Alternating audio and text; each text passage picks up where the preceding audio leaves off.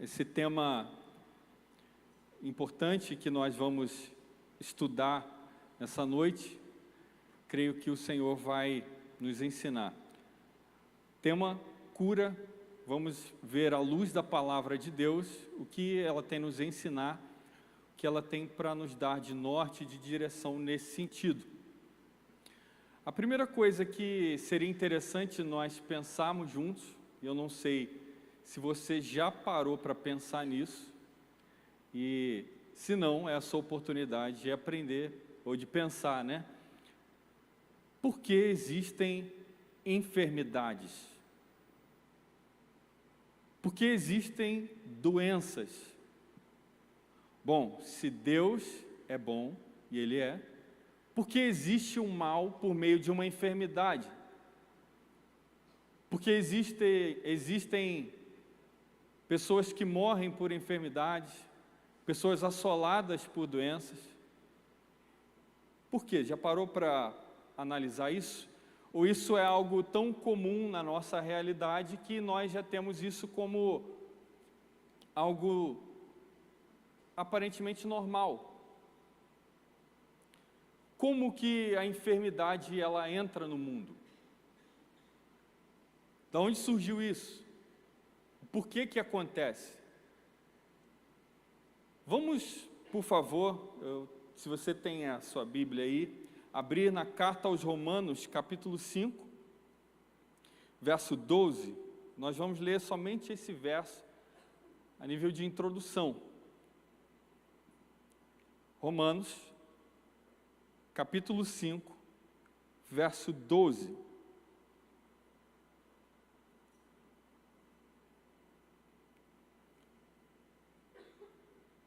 Todos acharam?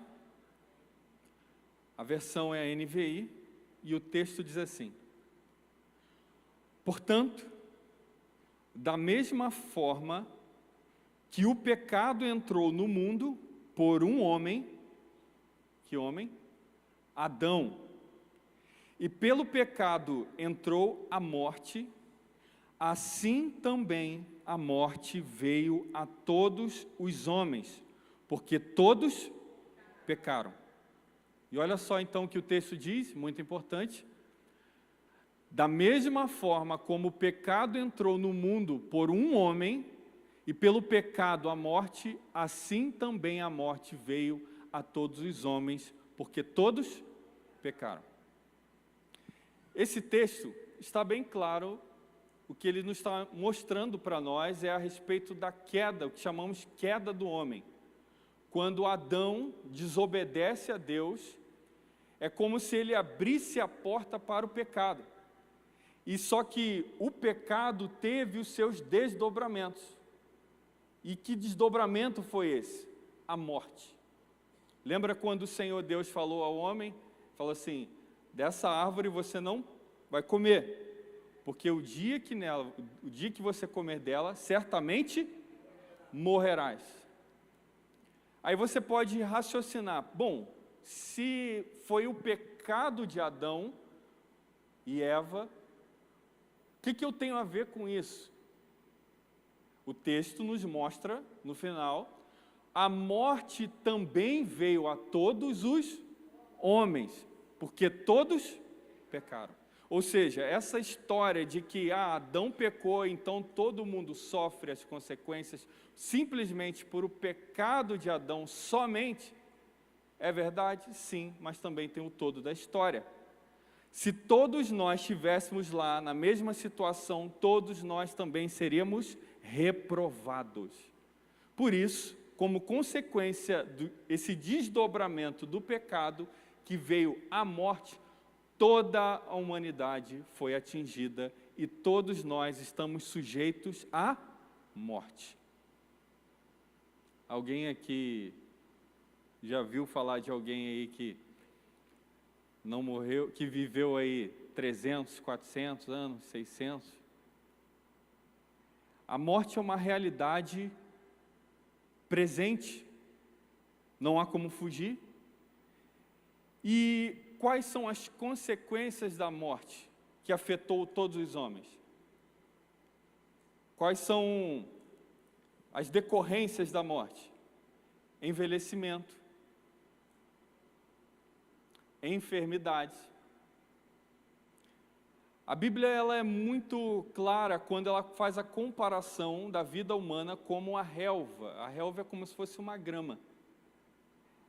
Ela nasce, cresce, está forte, com todo vigor, de repente ela vai murchando, seca e morre. A vida humana, ela está também sujeita a essa realidade por conta do pecado. E é como, vocês já ouviram falar em cavalo de Troia? Quando o pecado entrou junto com o pecado a morte. E nisso nós envelhecemos, vai aparecendo as dores na coluna. Você tem que usar óculos. Já pensou que isso também são enfermidades? E a morte atingiu a todos os homens, e todos estamos sujeitos a essa realidade em graus diferentes. E o pecado, as decorrências do pecado, as consequências pela morte, ela atinge todos os níveis psicológicos, doenças psicológicas, doenças físicas, o envelhecimento, as rugas, as dores, que é inerente a essa realidade hoje em que nós vivemos, chamado essa era presente. O que a Bíblia ela nos mostra é que não há como escapar disso. Alguns tentam correr contra o tempo, né? Tenta dar uma levantada aqui, outros procuram ir para a academia para ter mais tempo de vida. É ou não é uma realidade que atinge a todos? Se pensarmos, as enfermidades em certos pontos, ela tem graus diferentes. O corpo humano, ele está sujeito a essa realidade. Todos nós estamos sujeitos a isso. E por que é tão difícil de lidar com isso? Por que a gente tem tanto problema quando o assunto é enfermidade, doenças? Porque ela nos revela algumas coisas. Primeiro, é interessante a gente destacar que ela nos mostra a nossa finitude, que nós temos um tempo, e esse tempo está correndo, e a gente está sujeito a isso. Outra coisa que é bom a gente destacar é que ela mostra para a gente a nossa falta de controle. Você faz um planejamento da vida, e de repente esse percurso é alterado por conta de algo que acontece, uma enfermidade. Tudo isso, por que é tão difícil para o homem? Nós falamos aqui de Adão. Quando Deus ele faz o homem, quando ele projeta a máquina, vamos dizer assim, quando Deus faz o homem, ele faz o homem para ele ter, em nenhum momento de sua vida, a presença de sofrimento ou mal, qualquer tipo de mal. E não ter esse rompimento, ou essa interrupção da vida. O homem ele foi projetado para ser eterno e viver somente em uma vida plena na presença de Deus. Mas quando a morte chega por meio do pecado e afeta a todos, a gente ainda tem esse anseio por vida. A gente ainda tem esse sentido, algo eterno, colocado pelo próprio Deus em nosso espírito. E por isso que quando a gente chega diante de uma enfermidade, diante de uma doença, é tão difícil de nós lidarmos com isso. Isso, como eu falei, atinge vários níveis. Dá uma sensação de impotência. Por quê? Por que isso está acontecendo? Várias dúvidas surgem. Porque nós temos um anseio por vida, isso colocado pelo próprio Deus. Todos nós estamos presos a essa situação, até então, do envelhecimento, da morte, das enfermidades, das doenças. Isso não há como escapar, não há como fugir, não há como se ter outro caminho que nos livre desse sofrimento. E aí então, que aparece na história humana o que chamamos a obra de Cristo Jesus.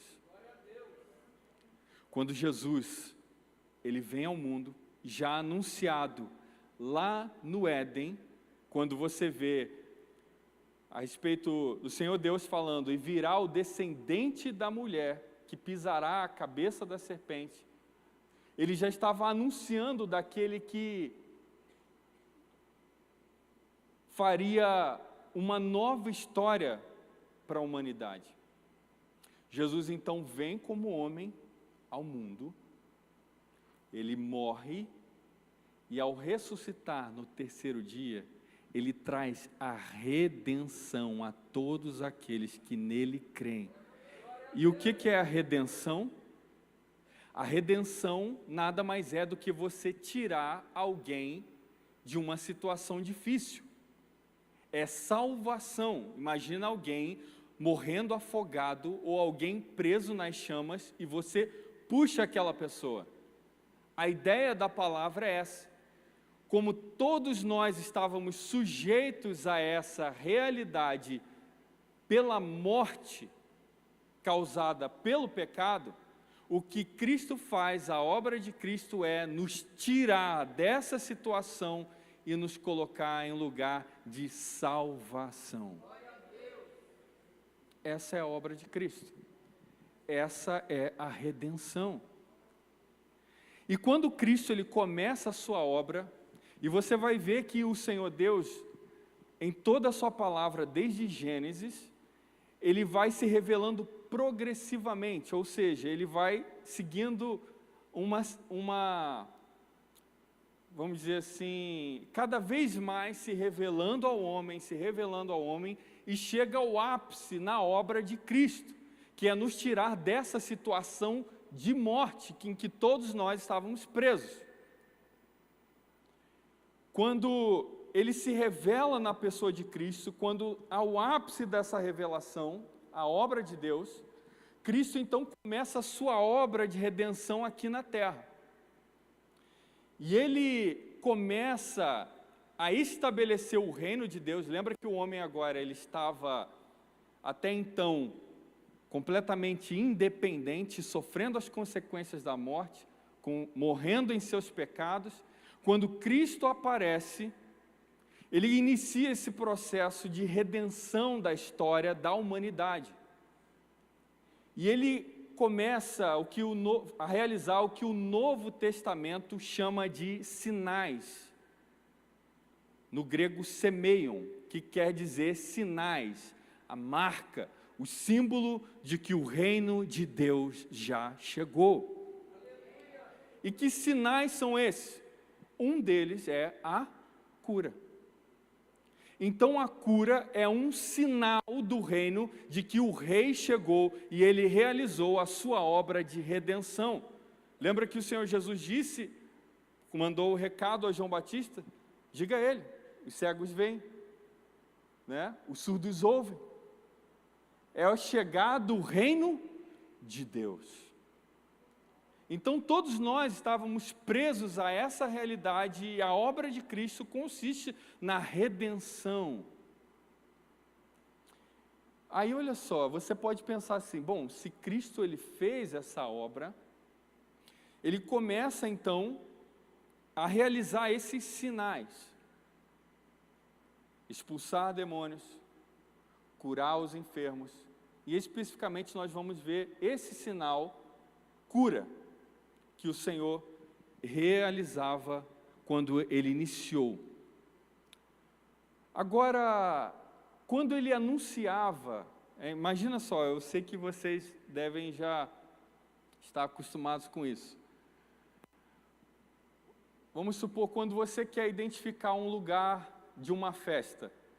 Vocês já viram que eles colocam as bolas assim, aí botam um banner, alguma coisa assim, né?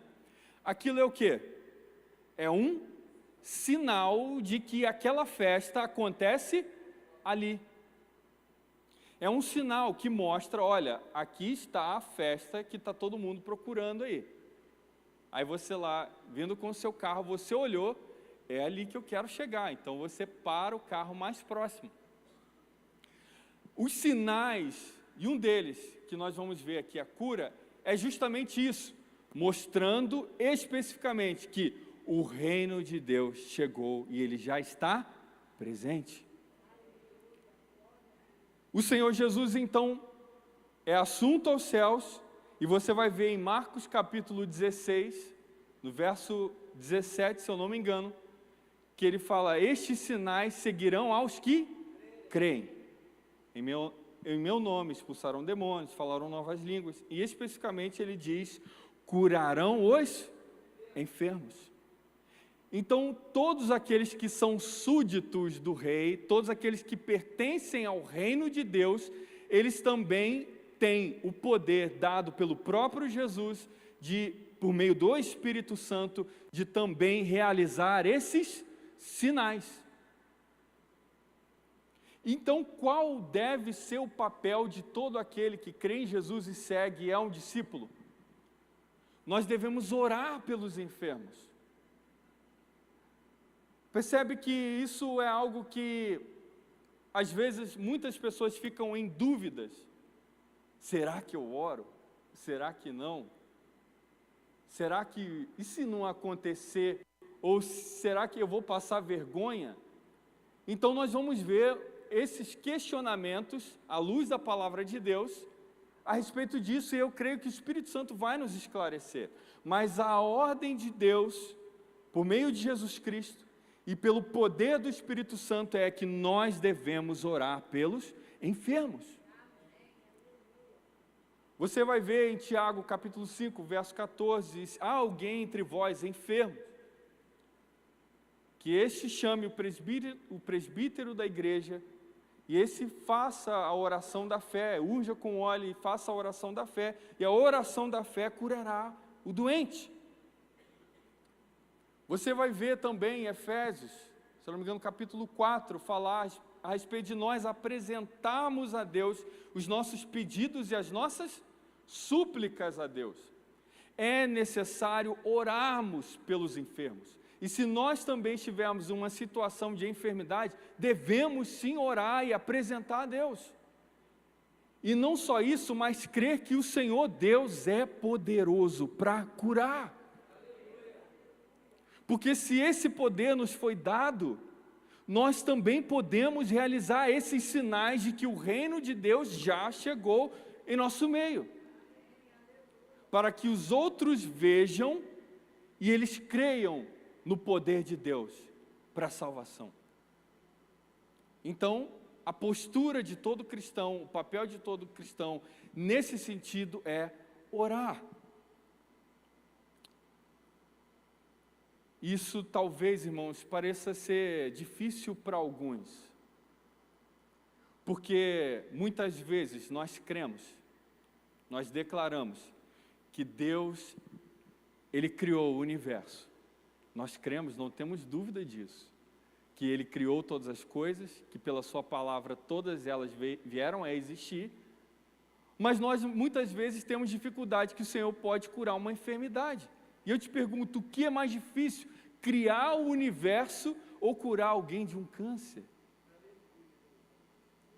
Deus criou todas as coisas sem referência, sem ninguém para ter como auxílio ou conselho. Ele cria tudo a partir do nada, e do nada tudo se fez. E Ele que criou todas as coisas, como Ele não pode curar alguém de uma simples enfermidade ou a mais complexa?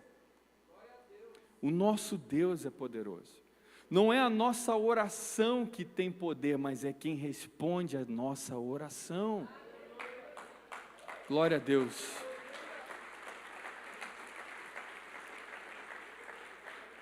O poder não está em nós. O poder está naquele que levanta o paralítico, naquele que faz os cegos ver, aquele que faz o surdo ouvir, é Ele que faz. O poder não está em nós. Amém? Agora, nós sabemos que nós temos esse papel. Devemos sim orar. Muita gente fala, será que é para eu orar ou não é para orar? Você sempre deve orar e crer na cura. Mas é algo muito importante nós destacarmos aqui, para nós realizarmos esse nosso papel de orar pelos enfermos. É necessário nós termos algo chamado entendimento e discernimento espiritual. E por que que isso é tão necessário?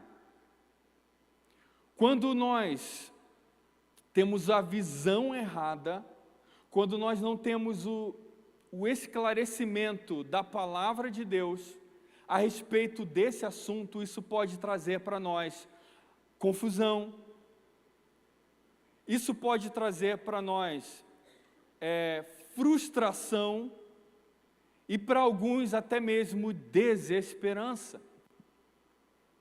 O cristão, ele sempre deve andar com sobriedade, o que a palavra de Deus orienta. O cristão, ele deve sempre andar com equilíbrio, porque é isso que o Espírito Santo de Deus produz em nós. Então é necessário, para eu realizar esse meu papel de orar pelos enfermos, para que eu venha, pelo poder do Espírito, realizar esses sinais, eu ter entendimento e discernimento espiritual. Quando você não entende, você acaba gerando confusão na sua própria mente, ou até mesmo na mente dos outros. E o que eu quero dizer com isso? Você já reparou que quando alguém ora, ou até mesmo nós oramos por alguém que está enfermo, e aquela pessoa não é curada, talvez uma pessoa que você ama muito, talvez uma pessoa do seu convívio, e você se depara com essa situação, poxa, mas eu orei, e aí questionamentos aparecem na sua mente, como, será que faltou fé? Será que faltou fé da minha parte? Será que faltou fé da parte da pessoa? Será que eu estou em pecado? Será que a pessoa que está sofrendo do mal, da enfermidade, ela está em pecado? Esses questionamentos começam a rondar a nossa mente. Quando nós oramos por alguém enfermo, e a pessoa logo vem dando testemunho, é muito bom, não é? Glória a Deus, eu já estou bem, e nós glorificamos ao nome do Senhor, é muito bom isso. Mas e quando não aconteceu? Isso gera na sua mente, será que faltou fé? E nós vamos ter o entendimento à luz da palavra de Deus.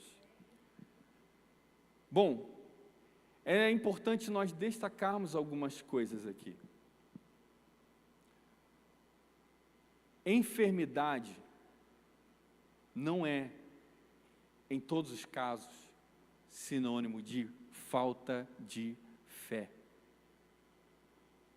Não é porque uma pessoa está passando por uma determinada enfermidade que ela não está tendo fé suficiente. E há um ensino, muitas vezes, errado, de que o cristão não pode ter dor de cabeça, que é falta de fé. O cristão não pode ter enfermidade porque ele não está exercendo o seu papel ou fé suficiente. O que nós lemos em Romanos, essa realidade afetou a todos. Lembra que eu falei que por meio do pecado entrou a morte no mundo e todos estão sujeitos agora então a essa realidade? Por mais piedoso que a pessoa seja, por mais homem de Deus, mais consagrado, homens muito mais santos, e eles tiveram as suas vidas interrompidas, porque estão também sujeitos a essa realidade. Então, nós temos que tirar um pouco essa visão de que toda enfermidade é falta de fé, e não é bem assim. É verdade que o Senhor Jesus disse a respeito da sua cidade, dos locais em que, se houvesse fé lá, seriam realizados muitos outros sinais? É verdade. Mas nós não podemos pegar uma parte e aplicar isso ao todo. A Bíblia fala, o Novo Testamento, ele nos dá alguns exemplos. Por exemplo, você vê Paulo orientar Timóteo porque ele tinha um problema no estômago. Você vê ele deixar Trófimo doente em Mileto. Você vai ver Epáfras também adoecer. Então, isso não é algo que é essa equação de cristão e enfermidade não é possível porque está faltando fé. As coisas não são bem assim. Você enxergar dessa forma pode ser prejudicial. E isso pode gerar certa confusão. Outra coisa que é necessário nós entendermos: não é verdade que toda enfermidade é atuação maligna. É verdade que por meio de atuação maligna alguém pode estar enfermo? Sim. Você vai ver uma mulher curvada há anos e o Senhor Jesus ora por ela e repreende o espírito maligno, aquela mulher se endireita. Aquela enfermidade estava sendo provocada pelo espírito maligno. Agora, não é verdade que toda enfermidade, então, é por atuação maligna. E nós vamos ver um exemplo muito interessante na palavra de Deus. E por último, também quero destacar, eu creio que vai ser nesses cultos que virão muito esclarecimento a respeito do assunto, mas eu vou me atentar a esses três. Não é verdade que toda enfermidade é causada por pecado particular do indivíduo. Porque ele pecou, então ele está sofrendo essa enfermidade. Isso não é verdade à luz da palavra de Deus. E se nós temos um entendimento errado a respeito do assunto, se nós enxergamos da maneira errada, nós não vamos ter a clareza a respeito do que o Senhor Jesus espera de nós para desempenharmos esse papel no que diz respeito a orar pelos enfermos. Entenderam? Abra sua Bíblia no Evangelho de João, capítulo 9. João, capítulo 9.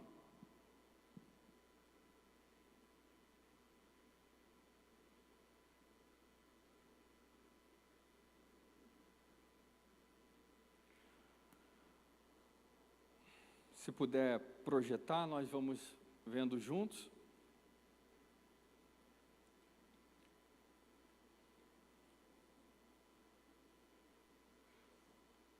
João capítulo 9. Amém? Todos acharam? Então nós vimos aqui, por último, é que não é verdade que uma enfermidade muitas vezes é causada por um pecado particular de um indivíduo ou até mesmo de seus pais. Por exemplo, você vê muitas vezes por aí, a pessoa é assim, ou ela nasceu assim porque os seus pais fizeram isso, ou eles agiram dessa forma, ou eles pecaram, e por isso aquela pessoa está nessa situação. O verso 1 vai nos mostrar que Jesus ele encontra um cego de nascença, um homem que nunca viu. Ele nasceu já com esse problema. É aquele episódio, não sei se vocês já leram, em que Jesus ele cura ele cuspindo no barro e colocando nos olhos dele, mandando ele lavar no tanque de Siloé. Quem lembra? Então nós vamos ver alguns versículos desse capítulo. E o verso 1 diz: ao passar, Jesus viu um cego de nascença. Então ele tinha uma enfermidade, um problema, um sofrimento. O verso 2 nos mostra que os discípulos lhe perguntaram a Jesus. O que eles perguntaram? Mestre, quem pecou, este homem ou seus pais, para que ele nascesse cego? E é o questionamento de muita gente nesse sentido. A gente já reparou que a gente está sempre querendo saber os porquês? É ou não é verdade?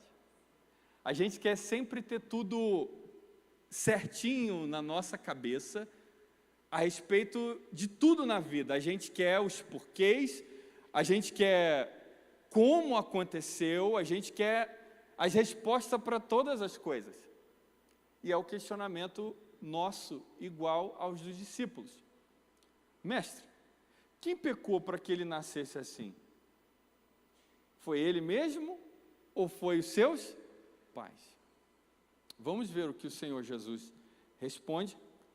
Disse Jesus, nem ele, nem seus pais pecaram, mas isso aconteceu para que a obra de Deus se manifestasse na vida dele. Foi o diabo que colocou essa enfermidade nele? Foi uma permissão do próprio Deus. Só que entenda uma coisa, quando Deus permite algo, Ele tem os seus propósitos, muito maiores que o meu e que o seu. Às vezes nós queremos o alívio imediato de um sofrimento, a gente quer se livrar do problema logo, mas o Senhor Deus tem os seus propósitos e os seus meios de agir que nós não compreendemos. E nós vamos ver, à luz desse texto, o que é a obra de Deus, e o que foi a obra de Deus realizada na vida desse homem. Amém? Quem quer ver? Nós vamos ver agora, no verso 3, conforme nós vimos, ou melhor dizendo, e o Senhor Jesus disse no verso 4, enquanto é dia, precisamos realizar a obra daquele que me enviou. A noite se aproxima quando ninguém pode trabalhar. Enquanto estou no mundo, sou a luz do mundo. Entenda essa forma aqui que Jesus fala, quando ele diz, enquanto é dia, é preciso eu trabalhar, porque a noite se aproxima. Jesus estava se referindo ao tempo dele aqui na terra, como homem.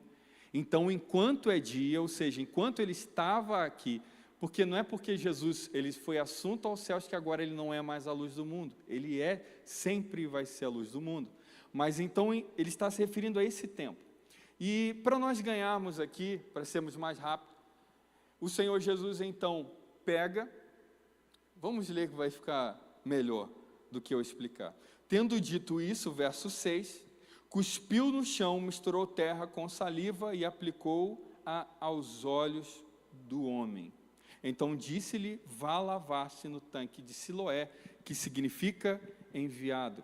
E é muito comum isso você ver no Evangelho de João, ele se referindo, explicando, o que significava aquele lugar, ou dando referências. Vá lá lavar naquele tanque de Siloé. E o homem foi, lavou-se e voltou vendo. Olha só que coisa impressionante. O Senhor Jesus estava restaurando a visão daquele homem com cuspe e barro. Que loucura! Para mostrar para nós que Ele faz do jeito que Ele quiser, da forma que Ele quiser. Se fosse assim, era só a gente pegar cuspe e barro e sair aplicando nas pessoas, mas eu acho que muita gente não ia querer. Não, eu não estou com tanta dor de cabeça assim não, pode deixar. Mas essa foi a forma que Deus fez e realizou aquele grande milagre. Amém? E o homem voltou vendo. Pensa, ele era cego de nascença, nunca viu. Talvez aquele homem nem o globo ocular ele tinha direito.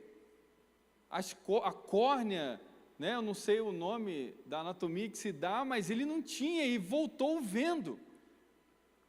E o texto vai nos mostrar que seus vizinhos, no verso 8, e os que anteriormente o tinham visto mendigando perguntaram: não é esse o mesmo homem que costumava ficar sentado mendigando? Alguns afirmavam que era ele, outros diziam: não, apenas se parece com ele. Não é ele não. Mas ele próprio insistia: sou eu mesmo, gente. E o verso 10 diz: então como foram abertos os seus olhos? Interrogaram-no eles. E ele respondeu: o homem chamado Jesus misturou terra com saliva, colocou-a nos meus olhos e me disse que fosse lavar-me em Siloé. Fui, lavei-me e agora vejo. Eles lhe perguntaram: onde está esse homem? Não sei, disse ele. Olha aqui algo interessante. Talvez você pode olhar até esse ponto do texto e dizer: que grande obra Deus fez na vida desse homem. Quem concorda que foi uma grande obra? Não foi? Claro que foi. Mas era essa obra que Jesus estava se referindo lá no início do capítulo? É o que nós vamos ver. Será que o Senhor Jesus realizava a sua obra somente trazendo a visão àquele homem? Por isso que é muito importante, ao estudar a palavra de Deus, você analisar o contexto. Pega o todo, que você vai ter um entendimento. E o que acontece? Você vai ver, a partir do verso 13, que os fariseus agora investigam essa cura. E eles, não satisfeitos com isso, né, eles interrogam o homem, fala aí: e aí, rapaz, como é que você voltou a ver? Olha, o homem chamado Jesus veio, misturou saliva com o barro, passou nos meus olhos, mandou eu lavar-me em Siloé, eu fui e voltei vendo. E os judeus começam a questionar, porque era sábado, e eu não vou aqui atentar a esses detalhes, mas ele começa então a questionar aquele homem. E ele então manda chamar os pais daquele homem. Porque pensa, vamos comprovar se esse negócio é real mesmo. Os pais dele criaram ele. Vamos afirmar se ele realmente era cego ou não. E então chamam os pais. Os pais falam: é verdade, ele era cego e agora está vendo. E é verdade que ele é nosso filho. Agora, como ele foi curado, não quero nem saber. Ele tem idade suficiente, ele que responda aí para vocês. Sabe por que eles ficaram assim com medo? Porque quando você, naquela época em que Jesus estava realizando os seus sinais, se você falasse que Jesus era o Cristo, você poderia ser expulso da sinagoga por um fariseu. E eles tinham medo dessa represália. Então ele fala: ó, deixa ele para lá. Idade ele tem. Então olha só, se você vê no verso 22, seus pais disseram isso porque tinham medo dos judeus, pois esses já haviam decidido que se alguém confessasse que Jesus era o Cristo, seria expulso da sinagoga. Foi por isso que seus pais disseram: idade ele tem, pergunta a ele. E mais uma vez, né, depois que os pais saem, eles voltam a chamar aquele homem e interrogam ele de novo. E você vê que nas respostas desse homem que foi curado, ele não tem na sua mente claramente quem é Jesus. Ele não conhece Jesus e nem sabia onde ele estava, porque você vê ele falando: um homem chamado Jesus fez isso, e eu não sei onde ele está. E mais à frente você vai ver ele chamar Jesus de um profeta. Ou seja, revelando que ele não tinha ainda o entendimento de quem Jesus era, ele não sabia. Ele não sabia que aquele Jesus que realizou aquela cura, era o Cristo, o Filho de Deus. E então, você vai ver que ele é questionado novamente pelos os fariseus, pelos judeus, e ele fala no verso 30, o homem respondeu: ora, isso é extraordinário, vocês não sabem de onde ele vem, contudo ele me abriu os olhos. Sabemos que Deus não ouve pecadores, mas ouve o homem que o teme e pratica a sua vontade. Ninguém jamais ouviu que os olhos de um cego de nascença tivessem sido abertos. Se esse homem não fosse de Deus, não poderia fazer coisa alguma. Diante disso, eles responderam: você nasceu cheio de pecado. Como tem a ousadia de nos ensinar? E os expulsaram. Então eles jogam aquele homem para fora. E aí que começa a obra de Deus na vida daquele homem. Sabe por quê? O verso de número 35 vai nos dizer que Jesus ouviu que o haviam expulsado e ao encontrá-lo disse: você crê no Filho do Homem? Perguntou o homem: quem é ele, Senhor, para que eu nele creia? E disse Jesus: você já o tem visto, é aquele que está falando com você. Então o homem disse: Senhor, eu creio, e o adorou. Disse Jesus: eu vim a esse mundo para julgamento, a fim de que os cegos vejam e os que veem se tornem cegos. Olha que algo interessante, ali se manifesta a obra de Deus na vida daquele homem. Que algo extraordinário. Até então ele já tinha recebido a sua cura. Ele já havia sido curado, os seus olhos já tinham sido abertos, os seus olhos físicos, mas ele não sabia quem era Jesus. E Jesus chega diante dele: você crê no Filho do Homem? Quem é ele, Senhor, para que eu creia? Jesus diz: sou eu que estou falando com você. E ele então se prostra diante do Senhor e o adora. Os olhos daquele homem foram verdadeiramente abertos. Os fariseus tinham seus olhos perfeitos. Os pais daquele homem tinham seus olhos perfeitos, mas eles não enxergaram a salvação diante deles. Então isso significa que aquele homem poderia ter os seus olhos restaurados, ele poderia ter a completa cura, mas ele não foi alcançado pela verdadeira cura, que é ter os seus olhos abertos e crer naquele que veio para nos redimir dessa realidade causada pela morte. Essa é a obra de Deus na vida daquele homem, e por isso que ele ficou cego, nasceu cego. E então agora ele via completamente. É por isso que você tem que ter o entendimento correto do que é a cura. É um sinal do reino, mas um sinal que aponta que o rei já chegou. O rei nos trazendo salvação, redenção para as nossas vidas. Você sabia que há pessoas que foram curadas de forma extraordinária no inferno? Quem lembra dos 10 leprosos? Quantos voltaram para agradecer? 1.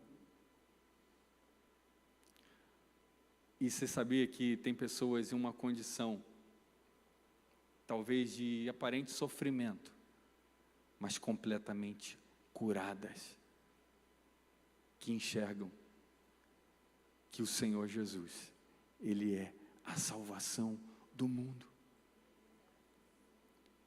Por mais que você seja curado aqui no físico, você se livre desse sofrimento que agora está assolando você. Lá na frente, o seu corpo vai apresentar novamente os sinais de que as coisas não estão indo muito bem.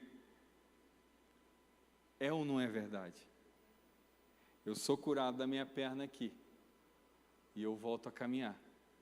Mas lá na frente, quando eu estiver bem velhinho, o meu corpo já cansado, alguma outra situação, ou os meus órgãos já não estão mais no mesmo vigor, na mesma força, e eu, assim como a Escritura diz, como uma relva, eu vou me secar.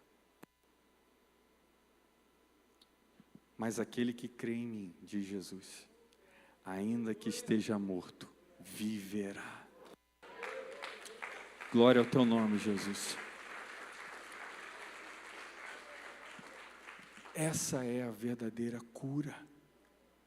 Agora, não é verdade que o plano do Senhor é só nós virarmos fumacinha no céu tocando harpa e o corpo não importa o sofrimento. Ele se importa, sim, com o seu corpo. Romanos 12 diz que o nosso corpo é instrumento de adoração a Deus, a forma que nós cultuamos a Ele. Apresentem os vossos corpos como sacrifício vivo, santo e agradável a Deus, e esse é o vosso culto racional. Coríntios diz que o nosso corpo é templo do Espírito, então o Senhor se importa. Mas a palavra que eu quero entregar a você é, se talvez você é um discípulo de Jesus, um fiel cristão, alguém que crê de fato e segue a Jesus, e por algum motivo você foi acometido desse sofrimento, e você sabe, o discernimento, de que não foi causado pelo pecado, não é por falta de fé, e simplesmente por permissão de Deus, descanse, meu irmão, porque a obra de Deus se manifesta na sua vida.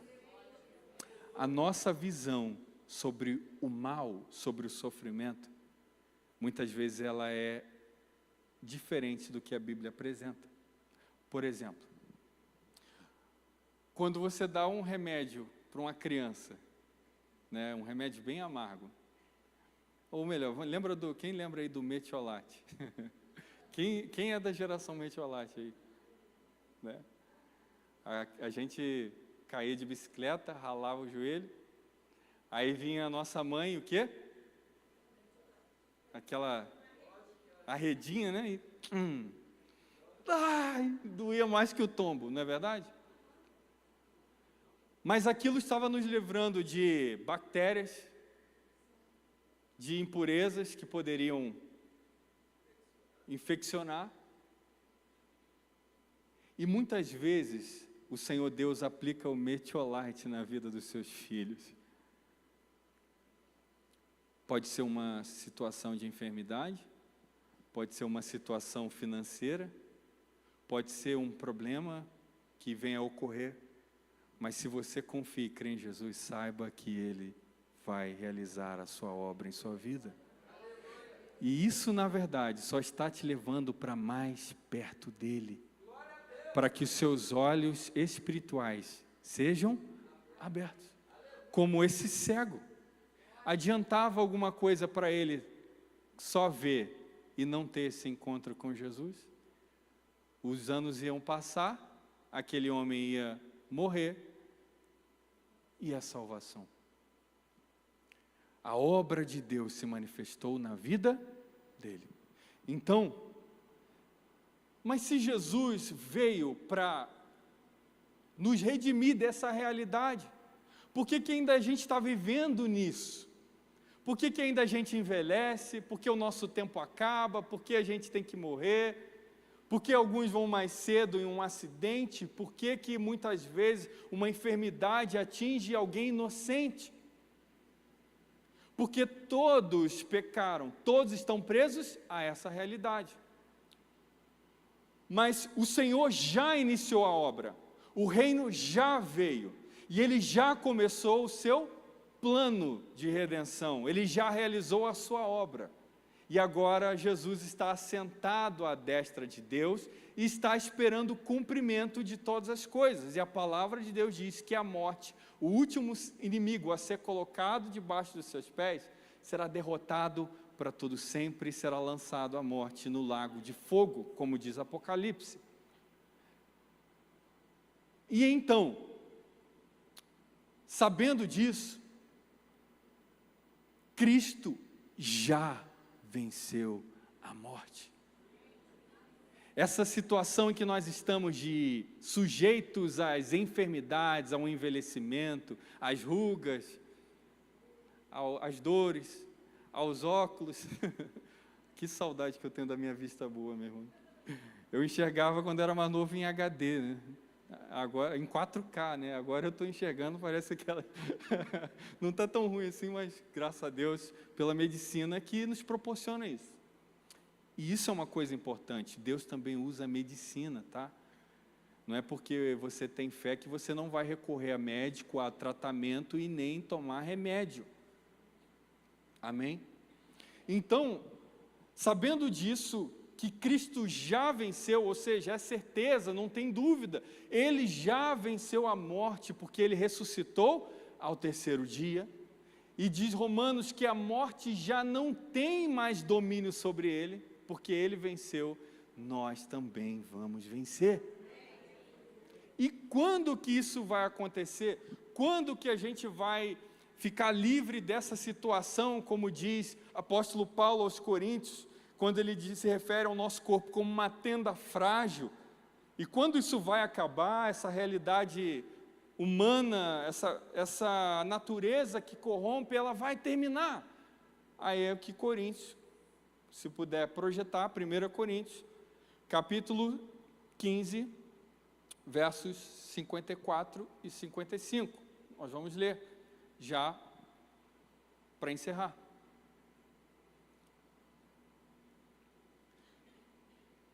Aqui, Paulo está falando sobre o dia do Senhor. E a palavra de Deus apresenta o dia do Senhor, né? Isso é já esperado pelos judeus, o chamado dia do Senhor, é o dia da vinda do Senhor Jesus. Amém? Quantos aguardam a vinda dele? Quantos esperam por esse dia? A palavra de Deus diz que nós, os que ficarmos vivos, se isso for na nossa geração, não precederemos os que dormem, ou seja, aqueles que já morreram. Mas os mortos em Cristo ressuscitarão primeiro. E nós seremos transformados num abrir e fechar de olhos, e então todos nós seremos arrebatados e encontraremos com o Senhor Jesus nos ares. Nessa transformação que ele se refere, é a mudança do corpo. Ou seja, o que estava até então sujeito ao envelhecimento, à morte, às rugas, os problemas, a dor na coluna travada, o problema de visão, tudo isso, então, que Paulo chama de corruptível, vai ser revestido daquilo que é incorruptível e receberemos um corpo glorificado. Um corpo que não está sujeito mais à doença, à morte, nem dor, nem sofrimento, nem nada. E então encontraremos com o Senhor Jesus para todo sempre. Porque ele diz que carne e sangue não pode herdar o reino de Deus. Porque esse corpo aqui, esse corpo todo frágil, né, com dor nas costas, com dor na junta, que às vezes você fala assim, junta tudo e joga fora, não consegue estar diante da glória de Deus, porque ele vai se desfazer. E então agora nós chegamos ao que ele diz no verso 15, no capítulo 15, verso 54, vamos ler? Quando, porém, o que é corruptível, ou seja, esse corpo, se revestir de incorruptibilidade, e o que é mortal de imortalidade, então se cumprirá a palavra que está escrita: a morte foi destruída pela vitória. Verso 55. Onde está, ó morte, a sua vitória? Onde está, ó morte, o seu aguilhão? Pode colocar o 56 também, irmão? O aguilhão da morte é o pecado, e a força do pecado é a lei. E o verso 57 diz: mas graças a Deus que nos dá vitória por meio de nosso Senhor Jesus Cristo. Amém. Nesse dia nós estaremos livres de toda enfermidade, de todo medo, de toda dor, de toda angústia. Porque verdadeiramente Ele levou sobre si as nossas dores e as nossas enfermidades. Se não fosse o sacrifício dele, isso aqui não seria possível a ninguém. Amém? Entendeu que você deve sim orar pelos enfermos? Você deve sim orar e crer, esperar a cura, mas tenha o discernimento e o entendimento espiritual. Amém? Vamos ficar de pé, vamos orar ao Senhor Deus.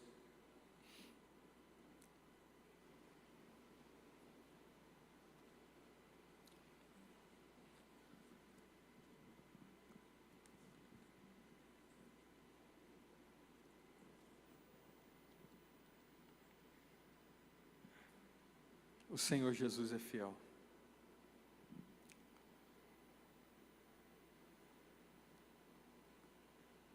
O Senhor, meu irmão, Ele tem o domínio de todas as coisas. Ele sabe como agir. Ele sabe como conduzir o seu rebanho, as ovelhas do seu pasto. Por isso que nós confiamos no Salmo 23. O Senhor é o meu pastor, de nada terei falta. Porque Ele me provê tudo que eu preciso. Ele me proveu o poder para realizar os sinais, curando os enfermos. Eu orando por uma cura e ela acontecer. Mas também Ele me provê graça para passar por um momento de adversidade quando for necessário. Mas saiba que isso era para a glória do nome dEle, para que venha a ser estabelecido a sua obra na sua e na minha vida. Amém? Feche os seus olhos. Amém. Fecha, irmãos, eu quero convidar aqueles que precisam de uma oração, aqueles que talvez têm sofrido por alguma enfermidade, talvez alguém que conhece alguém que está sofrendo de algum mal, de alguma enfermidade. Você pode vir aqui e